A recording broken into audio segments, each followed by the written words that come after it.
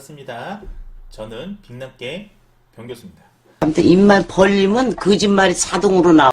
자, 오늘은 역시 흰 바탕이네요. 자, 여러분들 흰 바탕은 뭐죠? 네, 흰색 바탕은 여러분들 바로 교재입니다. 자, 교재 3장을 이제 설명을 드리려고 합니다. 자, 역시 교재 내용들이 좀 난이도가 있습니다. 그래서 여러분들이 교재 내용은 교재를 사셔서 이렇게 보시는 걸 좀 권장하고요. 자, 그렇지 않다면 제 슬라이드를 열심히 보셔야 할 겁니다.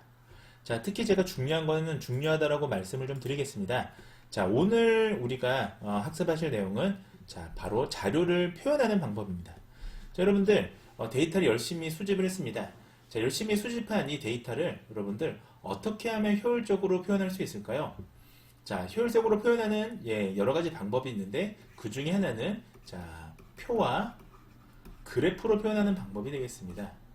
자, 그렇다면 우리가 어떨 때 표로 제시하면 좋을지, 어떤 그래프를 제시하면 좋을지에 대해서 좀 아셔야겠죠. 자, 그 다음에 그래프의 역사와 종류에 대해서도 오늘 이 시간에 간단히 설명을 드리려고 합니다. 자, 그래서 저와 함께 그래프를 어떻게 표현하면 좋을지 한번 살펴보도록 하겠습니다. 자, 먼저 여러분들 자료를 어떻게 표현할까요? 여러분들 만약에 주식 같은 경우 지금 책에 보시면 그림 3-1에 자, 삼성전자의 주가 차트가 나와 있는데 여러분들 이 주가 차트가 그림이 아니라 이제 이런 것도 우리가 그림이라고 하죠. 꺾어선 그림이요. 자, 이것이 아니라 그냥 여러분들 옆에 숫자로 이렇게 계속 제시되어 있다고 한번 가정해 보십시오. 짠, 이렇게요. 여러분들 지금 이 표가 아니라 밑에 이렇게 정보만 나와 있다고 가정해 볼게요. 지금 이게 여러 개 지표만 나와 있지만 회사가 한 500개, 600개가 쭉 나와 있다든지 아니면 뭐 1년 어치 365일에 365개의 칸이 나와 있어서 숫자만 나왔다고 생각해 보세요. 이런 표도 없고요. 네, 그러면 여러분들 이 데이터를 해석하기 굉장히 어렵겠죠. 그렇다면 여러분들 가장 효과적인 방법은 이처럼 꺾어선 그래프를 보는 겁니다. 그럼 여러분들 자, 이 주식이 오르고 있는 건지 아니면 떨어지고 있는 건지 우리는 한눈에 알 수가 있죠. 자, 이처럼 변동과 거래를 나타내는 이런 꺾어선 그래프는 우리가 흔히 찾아볼 수 있는 그런 그래프라고 보시면 되겠습니다. 자, 우리가 그래프라는 거는 간단합니다. 사람의 시각적인 직관적 인지 능력을 활용하는 거죠. 자, 우리는 시각적으로 어떤 게 상품이 오르고 있는지 떨어지고 있는지 그런 방향만으로도 우리가 알 수가 있습니다. 그래서 통계 데이터를 그림을 통해서 전달하고자 하는 걸 우리는 그래프라고 합니다. 자, 문제는 이것이 잘못되면 특히 직관적 인지 능력이 왜곡되는 경우에 문제가 생길 수가 있겠죠. 자, 그래서 오용되고 왜곡되지 않으려면 어떻게 해야 될까요? 이 그래프를 제시하는 사람이 전달하고자 하는 내용에 부합되고요. 가능한 한 올바르고 객관적인 그래프를 제공해야겠죠. 그렇지 않으면 잘못 전달되는 그런 그래프를 볼 수가 있는 것입니다. 자, 이어서 살펴보도록 하겠습니다. 자, 우리가 그래프의 역사를 한번 살펴볼게요. 그래프의 역사는요. 자, 1700년부터 1780년 사이에 덴마크와 노르웨이부터 영국의 수출입 동향을 나타내는 자, 이게 거의 최초로 사용된 시각화 그래프라고 합니다.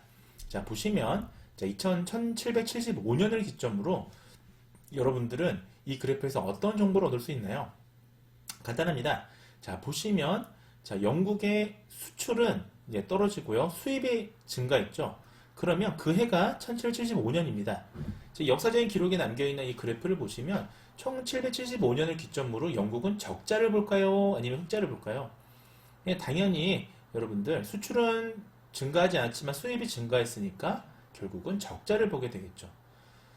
결국은 덴마크와 노르웨이부터 영국의 수출입 동향을 나타내는 그래프인데 그로 인해서 영국은 이 적자를 메꾸고자 계속 노력을 하게 되고요. 그래서 나중에 19세기 이후가 되면 20세기 들어오기 바로 직전에 19세기에 이제 청나라를 침략해서 여러분들 아편전쟁을 일으키게 되잖아요.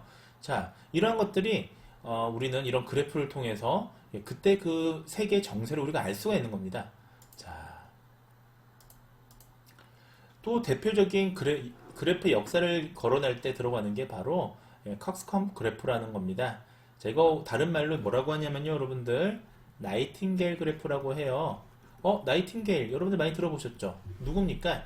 예, 맞습니다. 나이팅게일은 그 유명한 간호사의 선생님이시죠. 아주 유명하신 분이시죠. 역사 속에 나오는. 여러분들 여기 이 수업을 듣는 간호학 학생들이 있을 수도 있는데, 보시면 어떻습니까? 나이팅게일 선서를 하잖아요. 네. 의대생들은, 네, 히포크라테스 선서를 하고요. 자, 그 나이팅게일 선생님이 굉장히 유명하게도 사실 역학 연구에도 예, 아주 일가견이 있으셨습니다. 그래서 이분이 그 만들었던 그래프는 뭐냐면요. 자, 크림 전쟁이라는 게 있습니다. 역사 속에서. 크림 전쟁은 1854년부터 55년까지 이루어졌던 전쟁인데요. 자, 1년 동안, 자, 당시 싸웠던 우리 장병의 사망자 수하고, 그 다음에 비전투 여원. 그러니까 원래 전쟁을 하면 여러분들 총을 들고 일선에서 싸우는 사람도 있지만, 뭐 예를 들면 취사병도 있고, 뭐 행정보급병도 있고 그렇잖아요. 이 사망자 수를 조사한 거예요. 자, 그래서 이 나이팅게일 그래프를 통해서 뭘 얻었다? 의외로 예, 직접 전투를 하지 않은 사람들도 사망률이 되게 높은 겁니다. 자, 왜 그랬을까요? 바로 위생 때문이었습니다. 그래서 나이팅게일은 위생의 중요성을 파악하기 위해서 이렇게 과학적으로 이런 나이팅게일 그래프, 컥스컴프 그래프라는 걸 통해서 위생의 중요성을 입증해냈죠. 예, 이것은 굉장히 중요한 통계적 사고이고요. 예, 어떤 보건학의 역사의 한 획을 긋는 네, 그런 그래프라 보시면 되겠습니다. 자, 계속 살펴보시죠. 자, 지금부터는 그래프의 종류에 대해서 말씀을 드릴 텐데, 자, 여기서부터 좀 주의 깊게 들어주시기 바랍니다. 자, 그래서 그래프의 종류는 첫 번째는요, 꺾은 선 그래프가 있습니다. 우리는 이것을 라인 그래프라고 부릅니다. 자, 왜냐하면 여러분들 꺾은 선 그래프는 라인으로 이어져 있죠. 자, 라인은 뭡니까? 줄이라는 의미잖아요. 자, 줄이 이렇게 연속해서 이어져 있는 것을 우리는 꺾은 선 그래프라고 합니다. 자, 꺾은 선 그래프는 데이터의 시간의 흐름에 따른 변화를 나타내는데 사용됩니다. 자, 꺾은 선 그래프는 언제 사용된다고요? 중요합니다.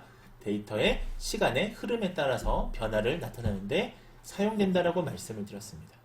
자, 그러면 우리가 시간의 흐름에 따라서 대표적으로 살펴볼 수 있는 건 계절적인 변동이죠. 자, 예를 들면 여러분들 감기 같은 경우에 계절적으로 아무래도 여름보다는 겨울에 더 걸릴 가능성이 높겠죠. 물론 요즘에는 에어컨 때문에 냉방병이 발생해서 여름에도 높습니다만, 네. 자, 이런 계절적인 영향을 받는 걸 우리는 네, 꺾은 선 그래프로 표현할 수 있는 겁니다. 또 다른 건 장기적인 추세입니다.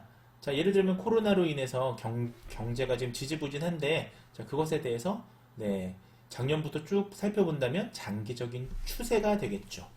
자, 이런 것들입니다. 그 다음에 지난 1년간 월별 아파트 가격의 동향을 보여준다. 예, 이럴 때는 어떤 게 좋다고요? 바로 꺾은 선 그래프가 좋다라는 말씀을 네, 드렸습니다. 자, 잘 체크해 주시고요. 자, 그 다음에 대표적인 건 이 지금 교재에 나와 있는 1973년부터 2011년까지의 전국 12월 달 온도 강수량 표가 지금 나와 있습니다. 그래프가 나와 있습니다. 자, 어떻습니까? 예, 한눈에 강수량, 평균 최저기온 이런 것들을 우리는 예, 살펴볼 수가 있습니다. 이때 사용되는 자, 이게 뭐라고요? 꺾은선 그래프입니다. 자, 또 다른 또 예시가 나와 있습니다. 1986년부터 2011년까지의 소비자 물가지수의 변화를 보여주는 꺾은선 그래프가 또 다른 대표적인 예가 되겠습니다.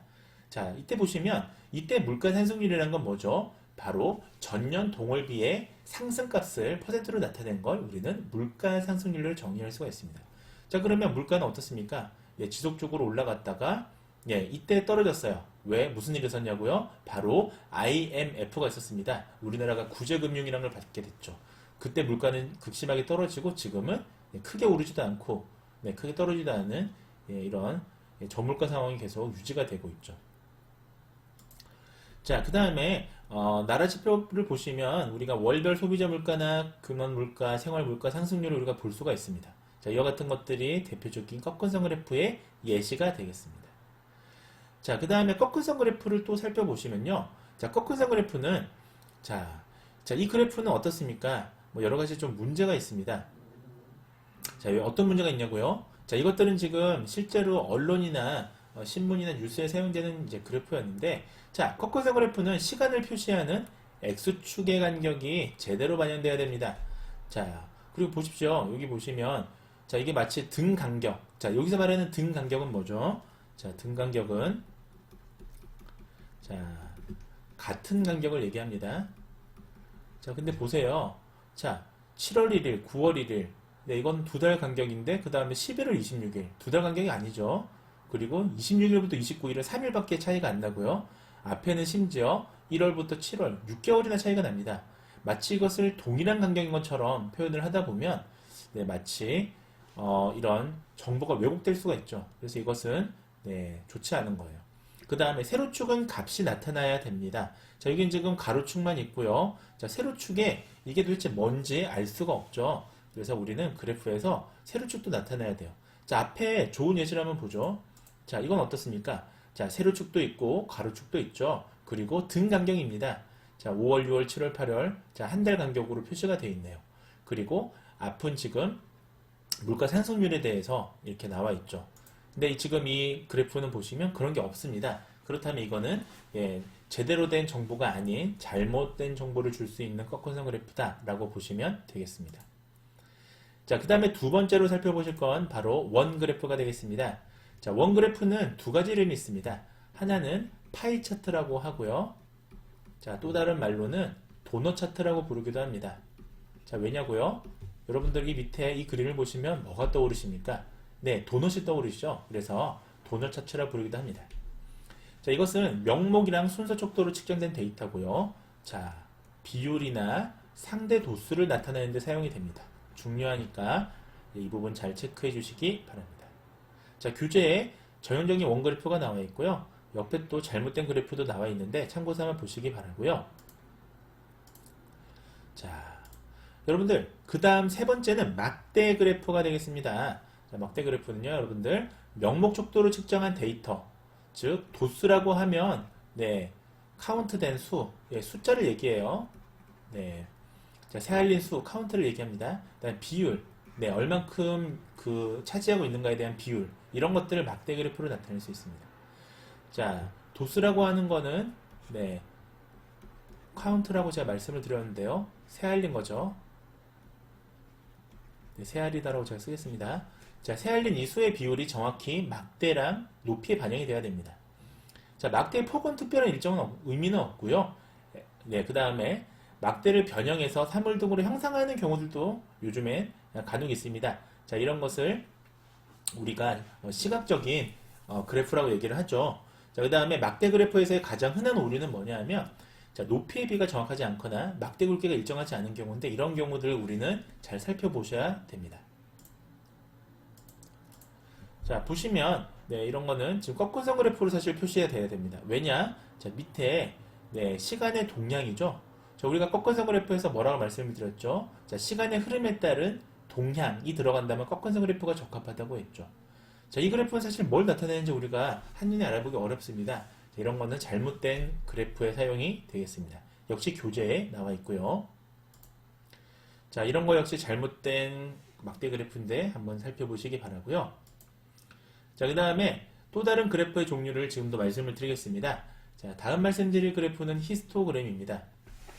자, 히스토그램은 우리가 비율이나 구간 척도로 측정된 데이터들의 흩어진 모양을, 자, 이것을 우리가 분포라고 합니다. 자, 흩어진 모양, 이건 우리가 나중에 배우실 텐데 산포라고 하죠. 산포는 자, 데이터의 분포를 얘기합니다. 자, 데이터가 예를 들면 어떤 특정 수치에 이렇게 모여 있는 건지, 아니면 네, 이렇게 퍼져 있는 건지, 이런 걸 우리가 알고 싶은 거예요. 만약 등급이라고 생각해 보세요. 1등급부터 3등급까지 뭐 수능 성적을 보인 학생들이 이렇게 몰려 있는지, 아니면 뭐 한 5등급부터 1등급까지 이렇게 퍼져 있는지, 자, 이런 것들을 히스토그램으로 나타내게 됩니다. 자, 이때 우리는 x축의 각 구간의 값이 정확히 표시가 돼야 되고요. 자, 높이는 막대 그래프와 같이 도수를 정확히 반영해야 되고요. 기둥들의 폭을 가능한 한 일정하게 해줘야 합니다. 구간의 폭은 어떻게 정하면 좋을지 그런 것도 한번 고민해 보셔야 되고요. 자, 이것이 히스토그램입니다. 자, 이것은 뭐냐면요, 여러분들 연령별 인구에 대한 분포도가 되겠습니다. 지금 보시면 1960년대에는 자, 어떤가요? 젊은 층의 인구가 훨씬 많았죠. 고령으로 가면 갈수록 수가 적었습니다.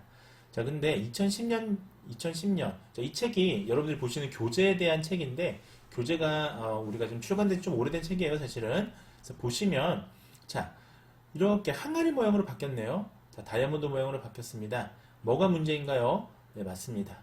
저출산의 문제가 있고 고령화의 문제가 있죠.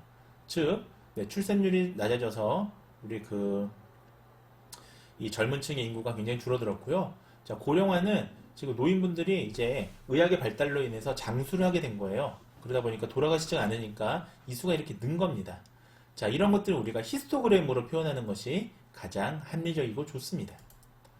자, 그 다음에 보시는 그래프는 줄기 잎 그림 그래프입니다. 자, 줄기 잎 그림 그래프는 자, 핵심은 이거예요. 이거는 꼭 알아두세요.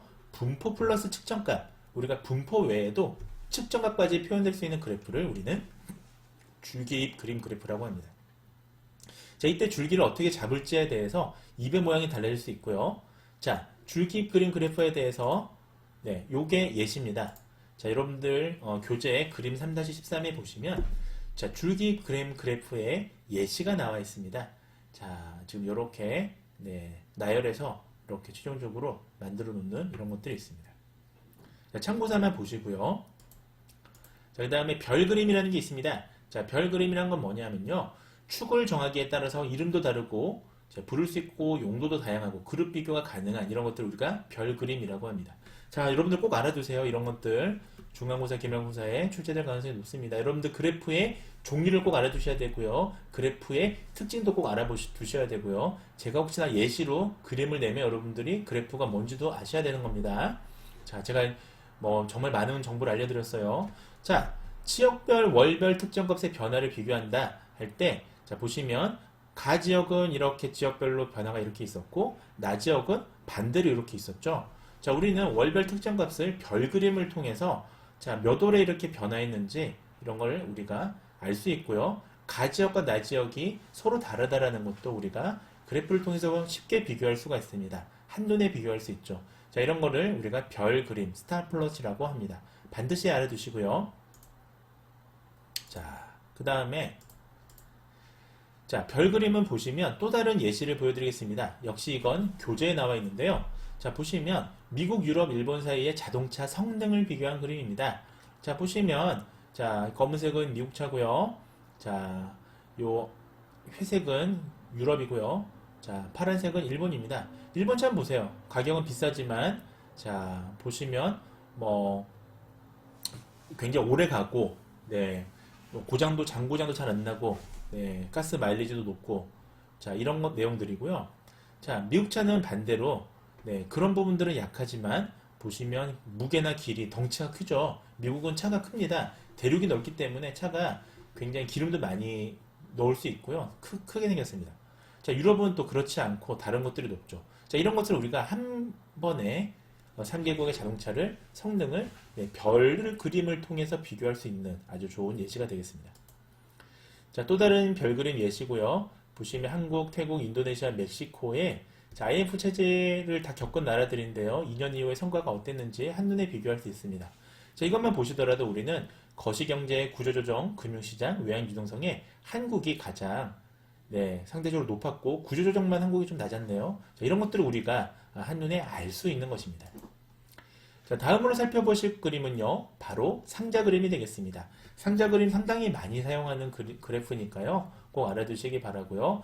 자, 상자 그림의 핵심은 뭐다? 데이터의 분포다. 자, 데이터의 분포를 나타내는 그림이고 이것을 한눈에 파악하게 해줍니다. 자, 밑에 보시면 그 예시가 나와 있는데요. 보시면 1부터 9까지에 보시면 자, 데이터가 어떻게 분포되어 있는지 예를 들면 자, 이것이 평균이고요. 이건 중앙값이고요. 그 다음에 최고값, 최저값이 이렇게 나와 있습니다. 자, 여러분들은 시간 관계상 이것에 대한 아주 자세한 해석은 교재를 좀 참고해 주시고요. 자, 교재 3-18에 나와 있는 이 그림이 자, 대표적인 상자 그림이다. 그리고 데이터의 분포를 파악하기 유리하다라는 점을 꼭 암기해 주시기 바랍니다. 자, 그 다음에 좀 신기한 그래프를 가져왔습니다. 교재에 나와 있는데요. 이 그래프는 체르노프 얼굴이라는 그래프입니다. 체르노프 페이스라는 거고요. 자, 여기 보시면 사람 얼굴처럼 생겼죠. 그래서 눈이 상징하는 값이 있고 입이 상징하는 값이 있습니다. 예를 들면 소득 수준은 눈으로 표시하고요. 지출은 입으로 표시한다든지 이런 방법을 씁니다. 사람 얼굴로 통해서 자, 어떤 것들에 더 성장이 있는지 이런 것들을 비교할 수 있는데 핵심만 말씀드릴게요. 핵심은 이겁니다. 다별량 자료를 표현할 땐 뭐다? 체르노프 얼굴 그래프, 체르노프 페이스 그래프가 굉장히 유리하다라는 걸 반드시 정리하시기 바랍니다. 다별량 자료가 뭐냐? 자, 다별량 자료는 자, 목적하고자 하는 변수가 2개 이상인 경우에요.